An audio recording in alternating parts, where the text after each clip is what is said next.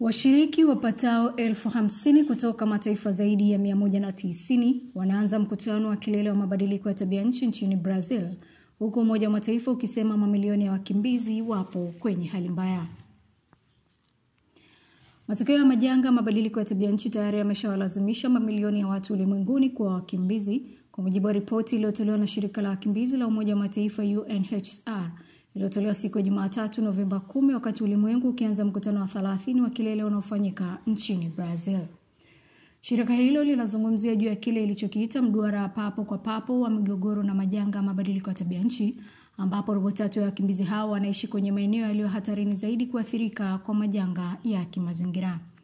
UNHCR iliyataja mafuriko nchini Sudan Kusini na Brazil, kiwango kikubwa cha joto nchini Kenya na Pakistan, na ukosefu mkubwa wa maji nchini Chad na Ethiopia kama mifano ya majanga hiyo.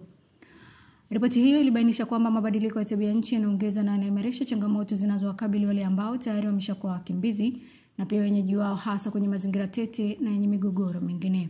Hata hivyo, kwa mujibu wa UNHCR, ni robo tu ya fedha zilizotengwa kwa ajili ya kuyasaidia mataifa kukabiliana na athari ya mabadiliko ya tabia nchi ndio iliyofika kwa nchi hizo, ambazo ndizo zinazohifadhi wakimbizi wengi zaidi.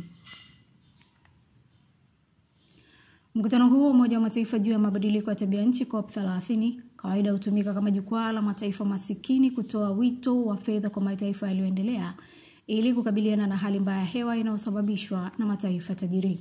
Shirika hilo limesema kuwa kufikia katikati ya mwaka 2025, watu milioni 117 walikuwa tayari wameshageuzwa wakimbizi kutokana na vita, migogoro na mauaji.